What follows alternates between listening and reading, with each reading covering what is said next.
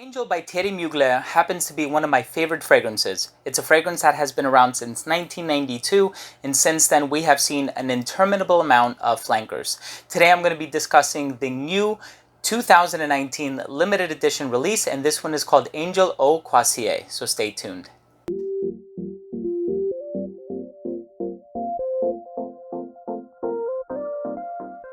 So this one was made by a different perfumer. So the original came out in 1992, as I stated previously, and the perfumer for that one is Olivier Cresp. I actually had the opportunity of doing an event with said perfumer. It was an amazing event. He even got my bottle of Angel signed, and I ended up giving it to my mother because my mother is a huge, sort of lifelong fan of Angel, and she loves the fragrance to death. And it also happens to be one of my favorites as well, that praline sort of maltal patchouli aroma, sort of veering in gourmand oriental territory, is really quite a novelty, and it was the first of its kind. Here they sort of substituted that sweetness, although retaining the note of praline, and what they did is they added a melange of tropical fruity notes, and at the pinnacle of which is the note of mango.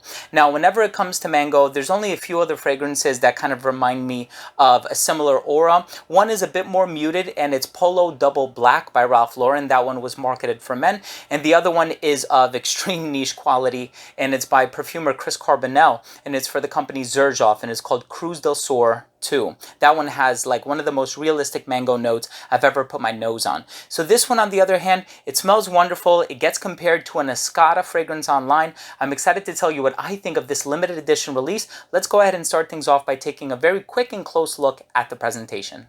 The bottle for this fragrance has the iconic angel shape, except instead of blue, you have a pink color at the top, and it kind of fades into this yellow-orange color at the bottom. And you can see that the fragrance also has a built-in atomizer, and the distribution on the atomizer is also excellent. Let's continue with the smell. So as soon as this fragrance opens up, you are indeed going to get a burst of mango and this sort of fruity cocktail in the opening.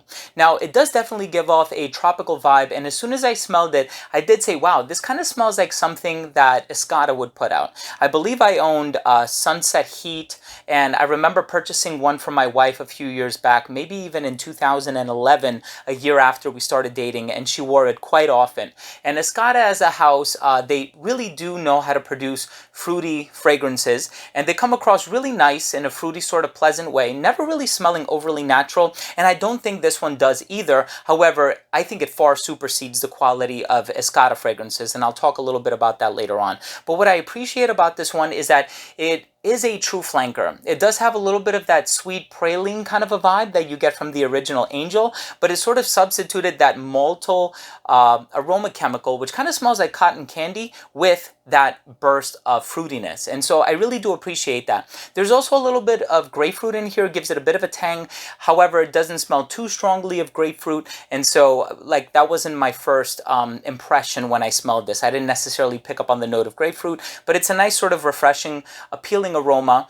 However, that strong mango smell that you do get in the opening sort of tames itself quite quickly, and then you're sort of left with a shadow of that brilliant and illustrious opening. And I do have to admit, the opening was by far my favorite part of this entire fragrance. So as it starts to dry down, the patchouli starts to come through, and that's when the comparisons to the original Angel start to come into play. So I think only on account of the fact that it contains that patchouli note with the praline, that is the only thing sort of keeping it as an Angel flanker. It could have been a standalone fragrance if Mugler decided to. They could have released this one, different bottle, different name, different packaging, different identity, and nobody would have questioned it. Perhaps you would have had a few people say, oh wow, this kind of strangely reminds me of Angel, which it does. And so that's one thing that I really appreciate from the house of Mugler, is the fact that they can take a fragrance and sort of modify and tinker around with the formula, so much so that it actually smells like a totally different fragrance, all the while paying homage to the original. And I do think that they do that quite brilliantly with this composition. Ultimately, this is a fragrance that I love.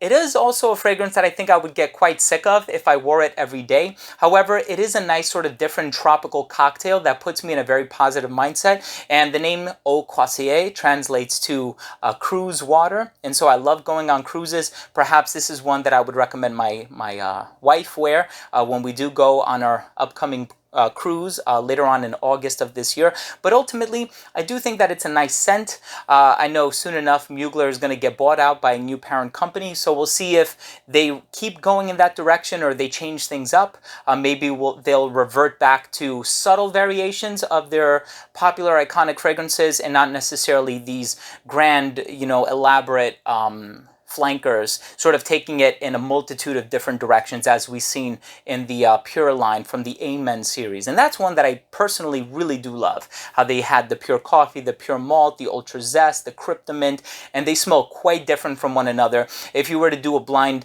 smell test, sort of juxtaposing all of them, you would certainly be able to pick up on the differences among them all. But ultimately, this is one that I really do enjoy. It's just fun, it's very youthful, it's very laid back and chill. It's not necessarily something that's groundbreaking, and it does sort of do things in an Escada kind of a way. So if you are a fan of the House of Escada, you're pretty much going to get something similar here. Just very young, youthful, carefree, a little flirty, but certainly playful. So I do enjoy this one. Let's go ahead and finish things off with my overall assessment. First up, we have the uniqueness and the overall smell, and the uniqueness is certainly up there. I know Escada certainly has that ability to transform scents in a tropical territory. This one did it really nicely. I think the quality in this one, believe it or not, is a little bit better than Escada scents. To my nose, Escada comes across as a little bit too synthetic, and even though they'll list certain notes in the note breakdown, whether it be red currant or guava or passion fruit or watermelon or whatever, it doesn't distinctly smell of those notes. However, the first time that I smelled this one, I was like, oh my god, that's definitely mango, because it has a very distinct smell. So I like the uniqueness of it, but in terms of overall smell, I can't say that I like this one more than Cruz del Sur 2, which is the holy grail mango fragrance slash perfume out there. If you're not familiar with that one, I would recommend that you go out and try it. If you are a fan of mango, that's going to be your holy grail. No ifs, ands, or buts. In terms of the longevity, it was a little subpar. This one is an eau de toilette concentration, just like the new 2019 version. So you're not necessarily going to get beast mode performance from this one. As a matter of fact, I pretty much drowned myself in it, and I couldn't smell it too strongly. I got about 6 hours longevity. Projection was really good for the first half hour to 45 minutes, and then it did start sitting closer to the skin once those more volatile notes started to evaporate, and then you're pretty much left with a personal sort of a skin scent. I do enjoy it. But that burst of freshness and fruitiness and that organic appeal in the opening sort of dry down. And so I really do enjoy the opening much more than I do the dry down of this scent, although the dry down is really what sort of brings it back to the original Angel territory. In terms of the versatility on this one, really nice. I just think I wouldn't wear it when the weather gets colder. So right around this time of the year would be perfect. Definitely a great time to wear it. I think this is one to be worn more on the casual side of things. So if you're taking a day trip out with your friends, or if you're going to go bar hopping and day drinking or whatever, now in the summertime a lot of people are on holiday or vacation, and so this is just very casual, not necessarily something that I would wear dressed up. If you're going to wear something dressed up, I prefer the original. I also prefer the Comet edition. So there are a lot of other flankers from the Angel series that I would recommend for a formal scenario over this one. And in terms of age or sex, excuse me, I would say anybody can wear this one. There's nothing about it that smells explicitly feminine. I think mango is a pretty unisex ingredient, and there isn't as much of an emphasis on the florals in here that I would say that this one smells feminine. I really don't think it does. And this one does have more of a youthful appeal. And so if you're a very sort of mature woman, I would recommend you go with the original Angel. If you're a bit younger, perhaps early college or maybe late high school, I think you can pull this one off as well. But of course, these are just recommendations. Wear what you love. And last up, in terms of the presentation, I do like the subtle color change. And my final verdict on this one is I like the scent, but I don't love it. This is not one of my favorites. When we're talking about Holy Grail mango scents, there is another one that I prefer. But all in all, it's very light, carefree. It's a fun scent, very tropical, mango heavy, and I think you'll enjoy it. However, it's not as serious and as sensual and seductive as the original Angel. And that's, of course, just my opinion.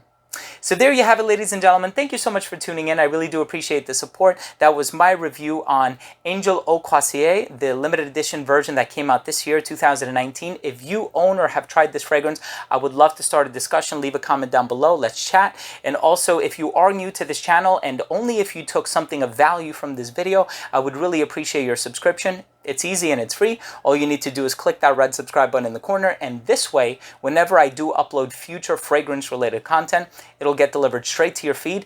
You never need to worry about missing any of my future uploads, and of course that includes fragrance reviews just like this, top 10 fragrances videos, giveaways, unboxings, interviews, special guests, and a whole lot of other fragrance-related content.